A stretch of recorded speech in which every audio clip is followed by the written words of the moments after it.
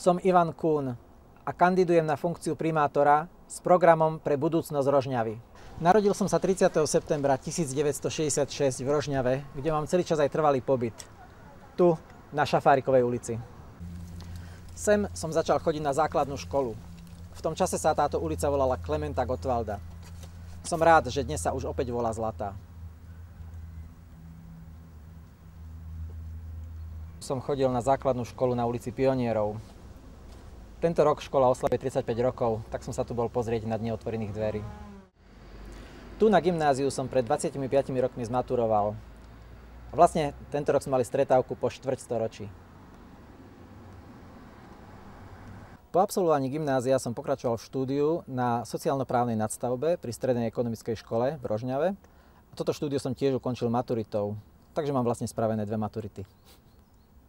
Keďže za socializmu bolo štúdium spoločenských vied silne pod vplyvom komunistickej ideológie, rozhodol som sa študovať strojárinu.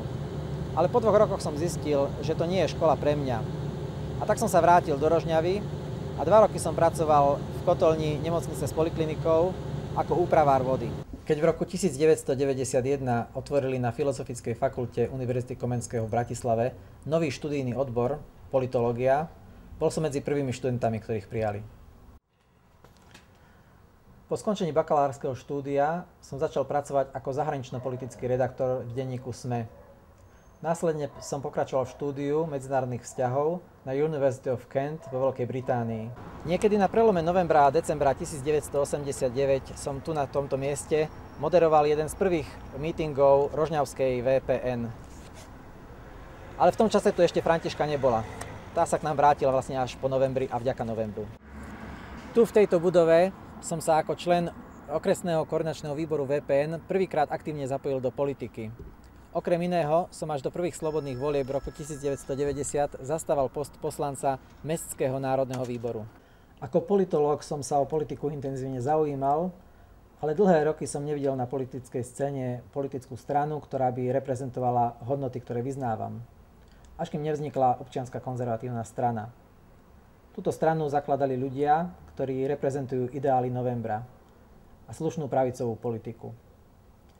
Členom OKS som od jej ustanovujúceho snemu v roku 2001, od roku 2002 som členom Republikovej rady a od roku 2009 som členom predsedníctva OKS. Svoje pracovné skúsenosti v oblasti modernizácie verejnej správy, boja proti korupcii a prípravy žiadosti z eurofondov sa budem snažiť využiť v prospech rozvoja mesta Rožňava. Preto vám ponúkam program pre budúcnosť Rožňavy. Možno neviete, ale tento megaboard stal 50 000 eur, plus náklady na prenájom pozemku a osvetlenie.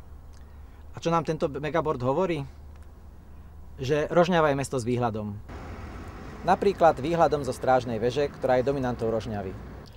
Ale o tom, že hore na väžu sa dá skutočne výjsť, sa domáci alebo zahraničný turista dozvie iba z takéhoto oznamu na dverách. Myslím si, že mesto by sa malo predovšetkým starať o základné funkcie, teda údržbu ciest, chodníkov, starostlivosť o mestskú zeleň a údržbu detských ihrísk. Ale to budeme musieť niektoré postaviť úplne odznovu. Hlavnou úlohou mestskej polície má byť ochrana verejného poriadku, zdravia a majetku občanov, nie vyberanie pokút. Myslím si, že je podraz, keď mesto vezme úver, ktorým poruší zákon a navyše ho nechá splácať svojich nasledovníkov. Mesto by malo hospodáriť s vyrovnaným rozpočtom. Mesto by tiež malo prísnejšie definovať konflikt záujmov pracovníkov samosprávy. Napríklad taký stavebný dozor. Myslím si, že mesto by malo vytvárať podmienky pre kultúrne a športové aktivity čo najširšieho okruhu obyvateľov, nielen úzkej skupiny ľudí. Toto tu za mojím chrbtom je priemyselný park, ktorý otváral pred pár týždňami a dúfali sme, že bude zúrčať priemyselným životom, že tu budú kapitáni priemyslu, ktorí by mal také dobré vzťahy, že tu bude priemysel rozkvitajúci, že možno, že nájdeme niekoho, kto má k nemu priamo prístup, no ale ako vidíte, kapitáni priemyslu tu nie sú, život tu nezurčí, ani priemyselný, ani nejaký iný a vyzerá to tak, ako sa tak na to pozeráme, že tak rýchlo zurčať ani nebude. V júni tohoto roku stál na tomto mieste môj kolega z Občianskej konzervatívnej strany Fero Šebej a a za ním bol prázdny priemyselný park. Teraz je november, ale veľa sa toho nezmenilo. Teda okrem toho, že Fero Šebej je dnes predsedom zahraničného výboru Národnej rady Slovenskej republiky. Keďže som vyštudoval medzinárodné vzťahy a dlhé roky sa venujem zahraničnej politike, ako primátor mesta Rožňava by som využil svoje kontakty na veľvyslanectvá krajín Európskej únie a ďalších ekonomicky vyspelých krajín, aby som do Rožňavy prilákal zahraničné investície. Jednou z priorít mesta by mala byť starostlivosť o deti a ich vzdelávanie, ale aj o to, aby sa im v škole nič nestalo. Napríklad, aby im nespadlo na hlavu okno.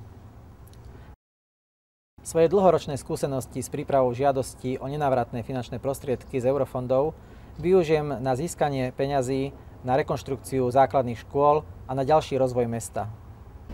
Súčasné vedenie mesta sa veľkolepo prihlásilo k projektu Transparentné mesto, ale len od januára tohoto roku.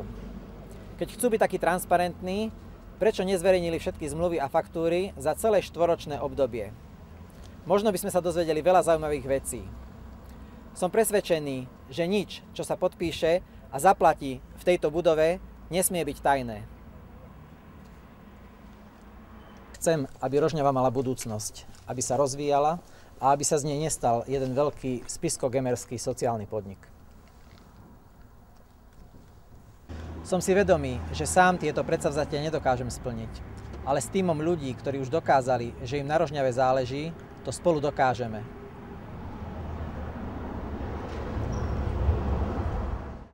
Dlhé roky počúvam reči o tom, že v Rožňave sa nedá nič zmeniť. Ja verím, že sa to dá a práve váš hlas môže o tom rozhodnúť.